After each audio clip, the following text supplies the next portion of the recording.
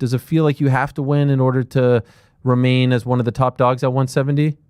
Yeah, 100%. I feel it's a must win for all fights, but this fight is definitely a must win for my plans. I want to become a world champion. This is one guy that's in my way. You see that?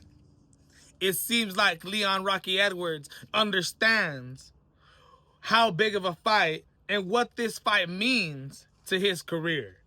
You guys, Ariel HELWANI just did an interview with Leon Edwards, and I feel like we got some absolutely great intel and understanding of Leon Edwards and his mindset going into this fight. This Saturday at UFC 322, my friends, Leon Edwards is taking on Carlos Prates, all right? And during this interview, he says a couple things that stand out to me. And I think to myself, yo, man, Leon Edwards seems like he knows what's going on. Everything's looking good. Let's talk about it. He talks about having this 3-fight plan set that goes all the way into the summer of 2026, okay?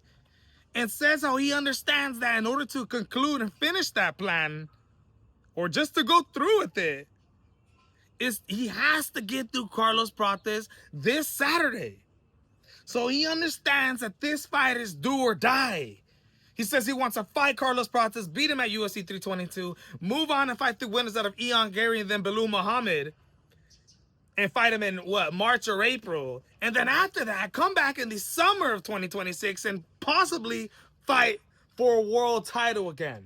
Then I want to fight for the world title in the summer. So that's my 3-fight plan. And who's the ideal guy? There it is. Is it Ian, as stated on this graphic? If he loses, then no. If he wins, then yeah. So he has these plans, which is great to see. I mean, he always has plans, don't get me wrong, but he understands that this fight is do or die, okay? These other things that I'm about to talk about have to mix in with this too, the motivation, but he talks about how in this fight, it's been since 2019 that he's competed in a 3-round fight. Yes, since the Gunnar Nelson fight, Leon Edwards has been fighting in nothing but 5-round scheduled events this whole time. And he says that is just, it's a lot better for him. He understands that going into this fight, he's not going to go in there with that mentality of keeping a slow pace in the beginning, saving your energy for the, later rounds. This is a 3-round fight. So he says it's going to come out guns blazing the second the bell rings. And that's very important because we know sometimes Leon Edwards is gun shy. All right? He likes to take his time and set up his shots. But against a guy like Carlos Prates in 3 rounds, you're going to have to pick up the work and let your hands go. Like, are you still training 5 rounds, or do you change the way you train? I train for 3 rounds. I feel like when you train for 5 rounds, your body get used to the pace of the 5 rounds, and for 3-round fight, you want to try to sprint it, and that's my mentality going into it.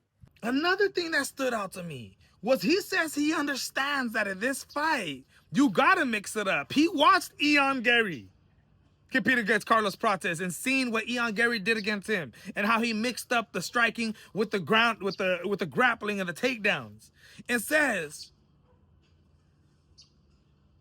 that's what you got to do to beat a guy like Carlos Prates. And I honestly think that with this type of understanding, I think he may come into this fight with Carlos Prates and try to grapple with him. He says that he'll take him down on the ground and twist them up.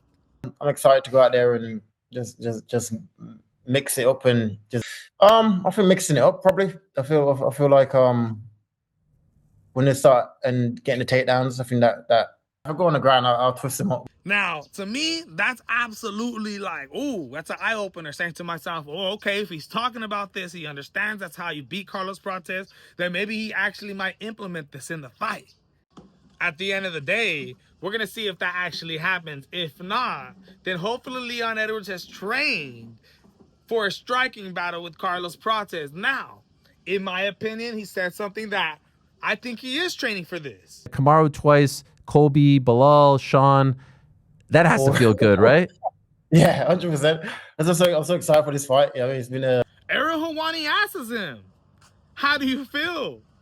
Finally, since 2021, it was since the last time he fought against Nate Diaz, How does it feel that you're finally going up against an opponent who you know is going to actually strike with you?